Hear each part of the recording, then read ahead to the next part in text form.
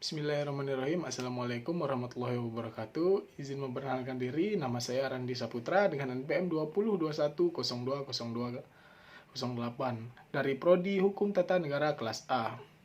Baik, pada video kali ini saya akan mempresentasikan materi yang berjudul Metodologi Hukum Islam.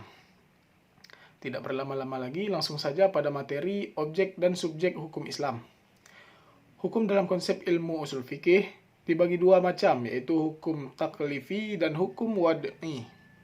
Secara terminologi, hukum dalam kitab Allah adalah kitab Allah yang berhubungan dengan perbuatan mukallaf dalam bentuk al-iqtida, at-taghyir, dan al-wad'i. Yang dimaksud dengan kitab adalah firman Allah yang berupa perintah-perintah atau larangan-larangan.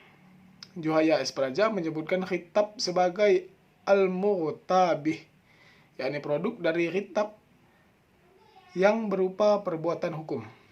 Juhaya S. Praja juga mengatakan bahwa yang dimaksud dengan al-iqtiqa ialah tuntutan untuk melakukan suatu perbuatan atau untuk tidak melakukan suatu perbuatan. Jika tidak dilaksanakan, akan mendapat dosa dan siksaan, disebut dengan wajib. Sedangkan tuntutan yang harus ditinggalkan jika dilakukan akan berdosa dan mendapat siksa, disebut dengan haram. At-taghyir ialah perbuatan hakim memberikan pilihan kepada mukallaf untuk melakukan suatu perbuatan untuk tidak melakukannya, yang disebut dengan al-ibahah. Perbuatan disebut dengan mubah. Ada beberapa hukum taklifi, yaitu satu, ijab, yaitu firman yang menuntut suatu perbuatan dengan tuntutan yang pasti. Nadb, yaitu firman yang menuntut suatu perbuatan dengan tuntutan yang tidak pasti. Menurut ulama Hanafiyah, hukum taklif dibagi menjadi 7, yaitu fardu, wajib, tahrim, karahah, tahrim, karahah, tanzih, dan nab, dan ibahah.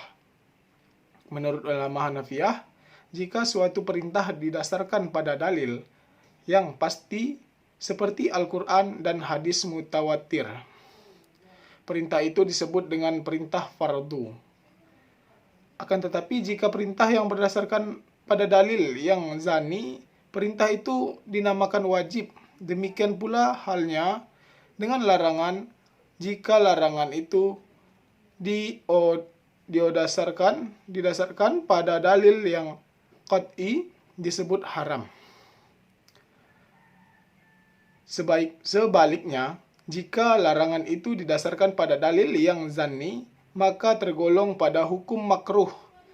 5 atau 7 jenis hukum tersebut dinamakan dengan takhlifiyah, yang artinya tuntutan dan memberi beban. Takhlifi tersebut disebut pula sebagai perbuatan hukum.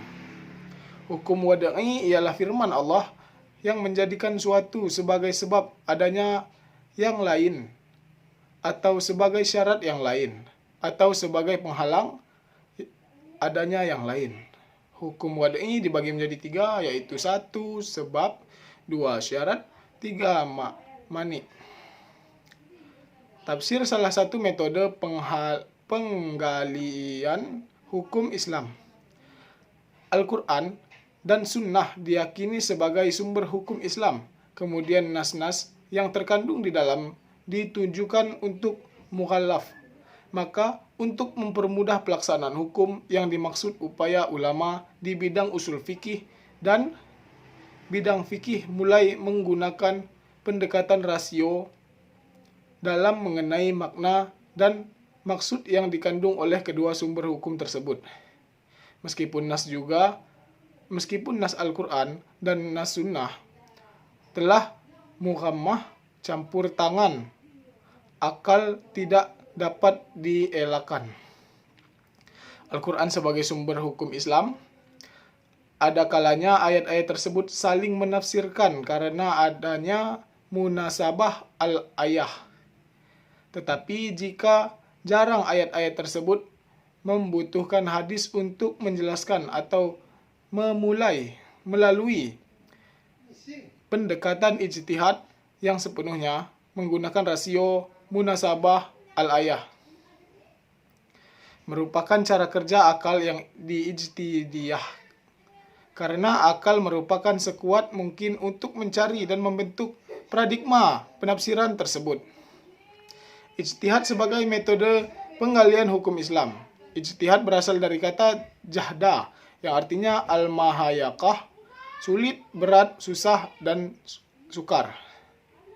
Menurut Rahmat Syafi'i, secara etimologi kata ijtihad artinya kesulitan dan kesusahan al-masyaqqah. Juga diartikan dengan kesanggupan dan kemampuan at-taqat. Kata juhda yang selanjutnya menjadi ijtihad diartikan sebagai pekerjaan yang dilakukan dengan sungguh-sungguh dan menggerahkan semua tenaga. Ijtihad ialah suatu usaha maksimal untuk mendapatkan sesuatu. Jika tidak sungguh-sungguh, tidak dapat disebut ijtihad, melainkan takfir, berpikir biasa dan sederhana.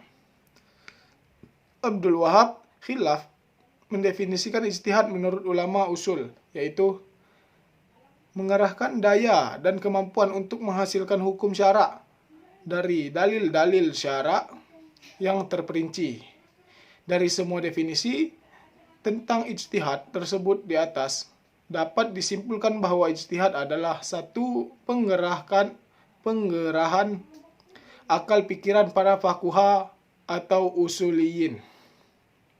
2. Menggunakan akal yang sungguh-sungguh. 3. Berkaitan dengan hukum syar'i dan amaliyah. 4. Menggali kandungan hukum syar'i yang sebagai usaha dan pendekatan. 5. Dalil-dalil yang terperinci sedemikian rupa sehingga hilang kezanniannya. 6. Hasil ijtihad dibentuk fikih sebagai mudah untuk diamalkan. Baik, mungkin sekian materi yang dapat saya sampaikan. Saya akhiri. Wassalamualaikum warahmatullahi wabarakatuh.